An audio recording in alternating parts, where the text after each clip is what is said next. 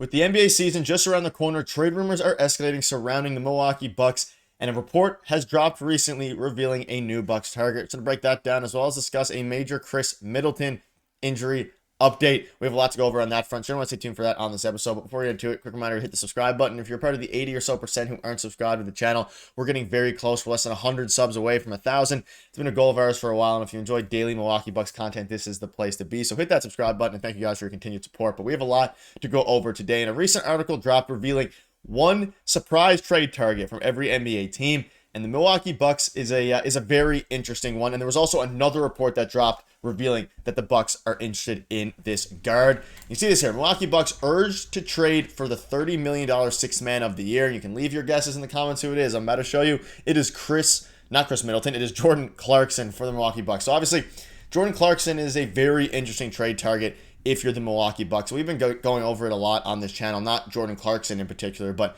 a bunch of different trade targets from the Milwaukee Bucks. A bunch of different reports are coming out about it, and basically we know kind of the way that the Bucks depth chart currently stands. With the backcourt depth was an issue for the Bucks last season, and while they seemingly tried to address that by signing DeLon Wright and Gary Trent Jr., the latter isn't a creator, and the former was limited to 97 games over the last two seasons by injuries. Jordan Clarkson is a spark plug scorer who's come a long way as a distributor in recent years, and he's on a tanking team that has to be considering moving some veterans before February's trade deadline. The problem, of course, is that landing him might mean losing the heat check guy who's already there. But the front office could look at this roster and reasonably think that backcourt help is more important. So it kind of does make sense if you're looking at it from a Bucks perspective. Again, the biggest question mark in a lot of these hypothetical trades is who the Bucks are going to be giving up. And again, the article refers to the Bucks probably giving up Bobby Portis in a deal like this, and we know that their depth at the power forward position is already pretty limited. They kind of need Bobby Portis. We also know that Bobby Portis has been with the Bucks for a while, and he's been a glue guy for this team. And at the point now where they're really trying to make a push for a championship again, they won it a couple years ago. They had a brutal season last year. They're going for obviously they won the championship this year, the second full season with Damian Lillard here. Getting rid of Bobby Portis Jr. would be a very interesting proposition, as he's a guy who kind of at this point has helped the Bucks a lot, and he can stretch the floor, he can play some defense, he can rebound. He's not great at anything besides really being a big spark plug off the bench, and we know their starting lineup at this point is kind of set in stone, depending on the health of Khris Middleton with Dame, Gary Trent Jr. Obviously, we have Khris Middleton, you have Brook Lopez, and you have Giannis.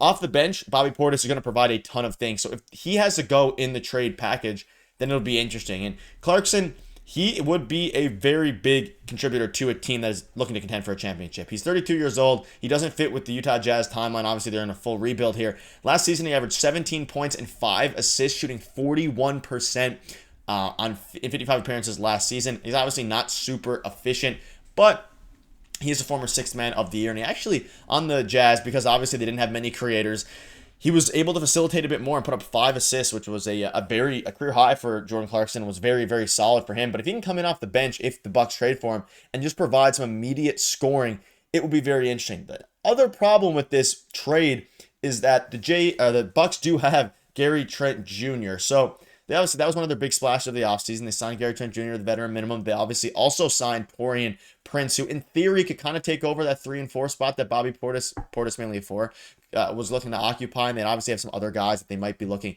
to bring in.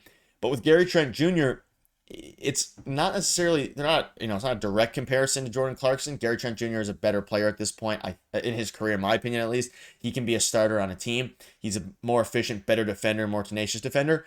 But they're both hot and cold. They both are streaky shooters. So if you have a team now that consists of Gary Trent Jr. and Jordan Clarkson as your backup shooting guard and your starting shooting guard, it leaves some questions up in the air and still doesn't address their biggest need, which was evident last season, which is their defense. Again, they brought in a guy like DeLon Wright who's capable defensively, Gary Trent Jr., who's in theory capable defensively.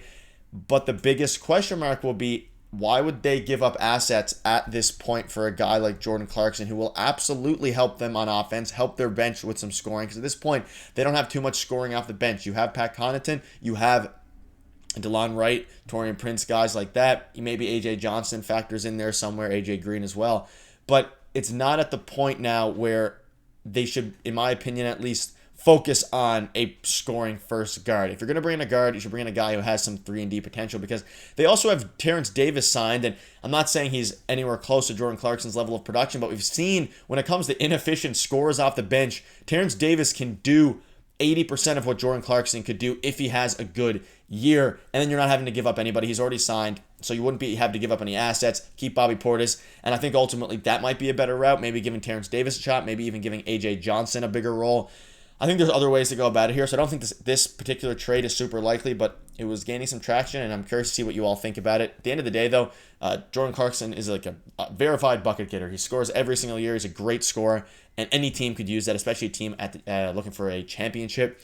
And maybe the Bucks could pivot to this at the trade deadline once they see more clearly what their weaknesses are. But let us know in the comments what your thoughts are on that. But we have some Khris Middleton updates here. So we actually spoke out on his injury-prone label with transparency, and he said, I try not to read and look at that stuff, but yeah, the injury-prone stuff is frustrating because I feel like for the most part, I don't want to say freak accidents, but just accidents, man. And most agree that the Bucks are not a true contender without Middleton, who averaged 15, 5, and 5, shooting almost 50% last season. This includes an NBA executive who shared that Milwaukee's reliance on the 3-time All-Star is a concern, and this just dropped about an hour ago. Before heading out for Dallas, Doc Rivers told reporters that Khris Middleton did not practice today, and Middleton will not play in tomorrow's game against the Dallas Mavericks in their preseason finale. Again, the regular season is getting underway in about a week or so, give or take, and it's a little bit concerning that he's not playing their final preseason game in Dallas, and he's not practicing today. So the biggest question mark now is what's going to happen with Khris Middleton going forward. Will he be ready for opening night is the big thing here, because his health is paramount at this point, and whether or not you think he's a great player, which I think most of us Bucks fans do, but I think at this point of his career he's more injury prone than anything. I mean, this is not the best thing in the world. We see this here. I do not think Milwaukee is deep enough. I think they rely too much on a perpetually unhealthy Khris Middleton, the executive said. I think they're going to have to make a trade using Khris Middleton's big salary and load up with some more reliable young two-way players. And that was basically an executive saying that they don't have faith in Khris Middleton being healthy, and that's what kind of led to Khris Middleton coming out and saying that a lot of it's accidents, it's not his fault necessarily. And again, with this report that just dropped saying that he's not playing in tomorrow's game against Dallas in the final preseason game, we saw across the East, we saw the Raptors and the Celtics both basically play their starters, the ones that were healthy, of course. The Celtics played their starters for 30-odd minutes. Tatum was out there. Obviously, the Raptors, Scottie Barnes, played for around 30 minutes. So people are starting to ramp up now. We've seen Giannis continue to ramp up, playing between 20 to 25 minutes a game. We suspect he'll be in there tomorrow, and he'll ramp up again, continue to ramp up. But with no Khris Middleton, not only are you not working towards the chemistry that hopefully Dame, Giannis, and Khris can find this season, but you're also just concerned about his availability going forward at the start of the year. And it's going to be pretty important that the Bucks get off to a hot start this season, coming off of a pretty rough end of their playoff against the playoffs last year against the Indiana Pacers in round 1. But let me know in the comments what your thoughts are on all this news. A ton going down. And I'll see you guys in tomorrow's video.